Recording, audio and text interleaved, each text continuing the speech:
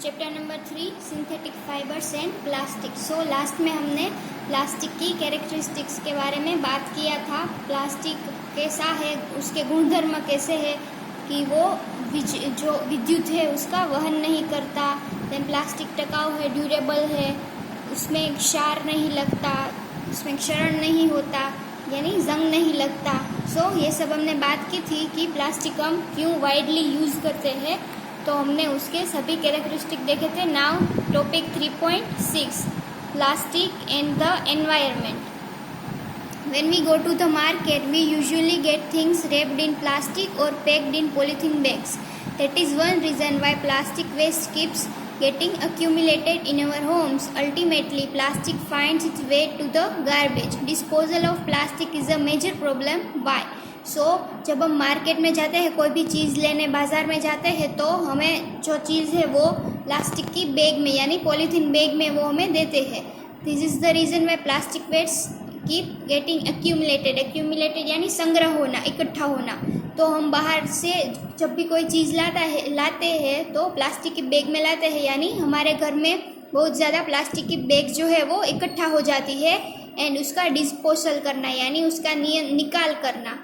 निकाल करना बहुत ही मुश्किल है, क्योंकि प्लास्टिक जो है, पॉलीथीन्स की बैग जो है वो ज़मीन के अंदर कई सालों तक डटी रहती है। उसका निकाल करना बहुत ही मुश्किल है। A material which gets decomposed through natural process such as action by bacteria is called biodegradable. Biodegradable की ये definition है, इसे टिक कर लेना। Okay, A material which gets decomposed, underline कर देना।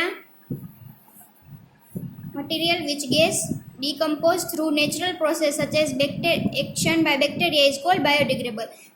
कोई भी जो मटेरियल है वो बैक्टीरिया या कोई भी ऐसे माइक्रो जो ऑर्गेनिजम्स है उसके थ्रू विघटन हो जाता है, जिसका उसे ऐसे पदार्थों को हम क्या बुलाएंगे, बायोडिग्रेडेबल। कोई भी एक मटेरियल, कोई भी एक पदार्थ जो कि बैक्टीरिया की जैसे माइक्रो ऑर्गेनिजम्स की वजह से उसका सिंपली उसका डिकम्पोजिशन हो जाता है यानी उसका विघटन हो जाता है, तो उसे हम बायोडिग्रेडेबल बुलाएंगे। And a material which is not easily decompose by natural process is term non biodegradable. इसे भी अंडरलाइन कर देना। जो कि नेचुरल प्रोसेस से विघटन नहीं होता, जो अविघटित पदार्थ होते हैं उसे हम नॉन बायोडिग्रेडेबल बुलाएंगे। ये डेफिनेशन दोनों कर लेना। देन आपको टेबल 3.3 दिखाया गया है। Type of waste, approximate time taken to degenerate and nature of material. आपको यहाँ पर सभी टाइप का जो वेस्ट होता है, कचरा होता है, उसका आपके एग्जाम्पल दिए गए हैं। देन उसको डिजेनरेट होने में, विघटन उसका होने में कितना टाइम लगता है, एंड वो बायोडिग्रेडेबल है या नॉन बायोडिग्रेडेबल है, उसके टाइप यहाँ पर लिखे गए हैं। तो वो एक बार रीड कर लेना ध्यान से। Page number 39। Since plastic takes several years to decompose, it is not environment friendly. It causes environmental pollution.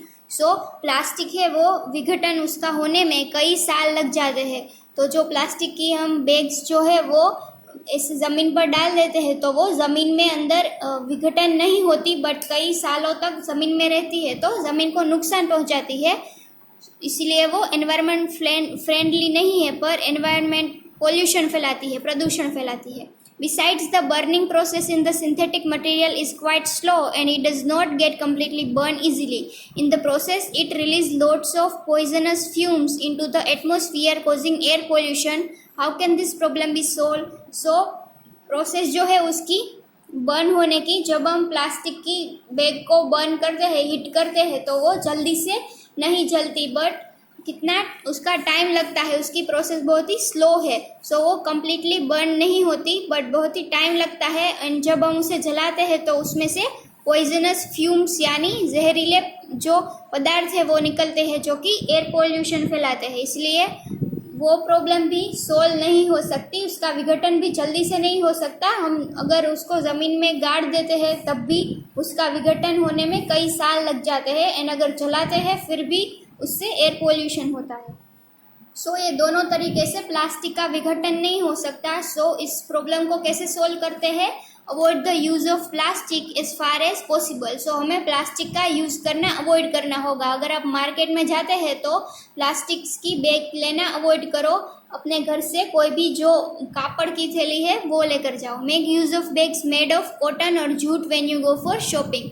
The biodegradable and non biodegradable wastage should be collected separately and disposed of separately. Practice this in your homes. Can you suggest some other way in which you can contribute towards reducing the use of plastic materials? So एक जो आप तरीका है जिससे आप plastic का कम इस्तेमाल कर सकते हो, यानी एयर पोल्यूशन आप कम कर सकते हो प्लास्टिक का अगर आप कम उपयोग करें तो। सो आप अगर मार्केट में जाओ तो प्लास्टिक की थैलियाँ लेना, प्लास्टिक की बैग्स लेना अवॉइड करो। घर से आप प्लास्टिक की कोई भी बैग्स लेकर जाओ। सो आप भी ऐसे कई अनदर वे सोच सकते हो कि जिससे प्लास्टिक का उपयोग कम हो। It is better to recycle plastic waste. Most of the thermoplastics can be recycled. Make a list of items that can be recycled. However, during recycling, content coloring agents are added. This limits its use, especially for storage of food. So plastics like thermoplastic, जो हमने देखा था कि thermoplastic यानी जो easily bend हो जाता है या उसे हीट करने पर इजीली वो मेल्ट हो जाता है, वैसे प्लास्टिक को हम क्या बुलाते थे? थर्मोप्लास्टिक। सो थर्मोप्लास्टिक को इजीली हम रिसाइकल कर सकते हैं। सो आपको लिस्ट बनानी है ऐसी प्लास्टिक की चीज़ों की जो आप जल्दी से जो आप इजीली रिसाइकल कर सकते हैं। As a responsible citizen, remember the 5R principle: reduce, reuse, recycle, recover and refuse. Develop habits which are environment friendly.